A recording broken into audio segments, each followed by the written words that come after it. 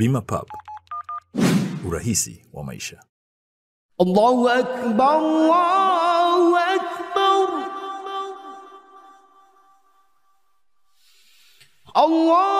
Allahu Akbar,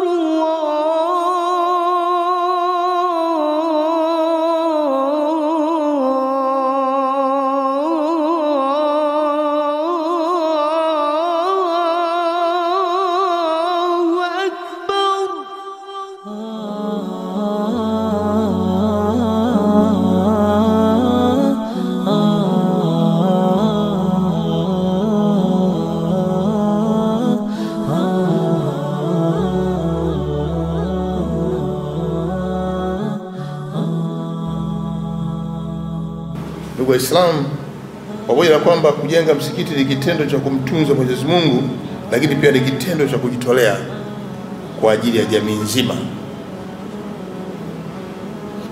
Wale walioshiriki katika ujenzi na wale ambao tutashiriki katika kuutunza msikiti huu, wote tutapata thawabu. Viongozi walionitangulia wameeleza vizuri umuhimu wa kuutunza msikiti huu, kuitunza nyumba hii. Ujenzi huu wa nyumba hii ambao unakuja kuimarisha imani yetu na kuleta mafanikio ya kiroho katika jamii ni muhimu sana, tukawaunga mkono kwa namna mbalimbali.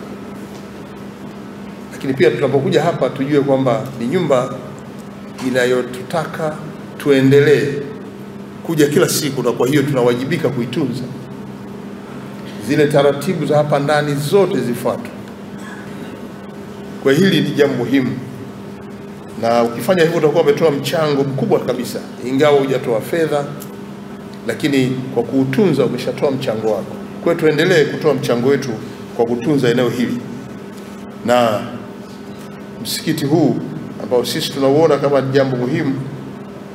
Kama nilivyosema awali, Mtume Muhammad sallallahu alaihi wasallam anatufundisha pia kutunza nyumba za ibada, kwamba msikiti ni sehemu ya jamii na ni mahali pa ibada na umoja. Na kupitia hadithi ya Bukhari, Mtume sallallahu alaihi wasallam alisema pia, naomba kunukuru vile vile, na nukuu hii inafanana na ile ya mwanzo, lakini ina maana yake. Mwenye kutunza nyumba ibada kama vile anavyojenga atakuwa katika hifadhi ya Mwenyezi Mungu. Haya yote ni mafundisho tunayopata kutoka kwa viongozi wetu akiwemo Mtume sallallahu alaihi wasallam. Kwa hiyo basi, waumini wote tunawajibika kuhakikisha kwamba utunzaji wa msikiti huu unakuwa ni wetu pamoja. Tunajua kutakuwa na kiongozi mkuu atakuwa anasimamia maelekezo. Jukumu letu ni kufuatilia maelekezo hayo. Sisi kama serikali tunasisitiza na tunaomba sana viongozi wa dini tuhubiri jambo hili la amani na mshikamano katika nchi. Tunajua mnafanya, lakini wasihi endeleeni.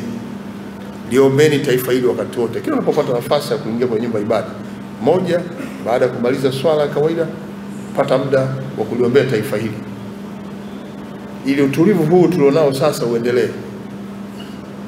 Fikiria hapa sasa, tumetulia hivi, roho yetu tumetulia safi kabisa, afu ndio bomu linaanguka hapa. Unakimbilia wapi? Unapitia mlango gani? Hiyo adha, yani tuachane na mambo yote ambayo yatatuletea adha kwenye maisha yetu ya kila siku. Serikali inapata faraja sana inapoona viongozi wa dini wakati wote mkihubiri amani na mshikamano. Na mmefika mahali pia mmeunda hata taasisi za kukutanisha viongozi wa dini kuzungumza lugha moja tu ya amani na mshikamano katika taifa. Jambo hili haliko kwenye nchi nyingine, unalikuta Tanzania tu. Mwenyezi Mungu taifa hili amelipenda sana, na sisi tusijisahau kwa kupenzi huo. Lazima tuendelee kuyadumisha mapenzi hayo, ili taifa hili liwe ni mahali pa uhakika wa kila mmoja. Dataflow inakuletea internet ya uhakika, ni salama na huunganisha kwa haraka. Unganisha na watu zaidi ya 30 kwa wakati mmoja. Inakaa na chaji kwa muda mrefu zaidi ya masaa 11. Pata data mtelezo yenye kasi kwa gharama nafuu. Wasiliana nasi. Tembelea tovuti yetu www.dataflow.co.tz.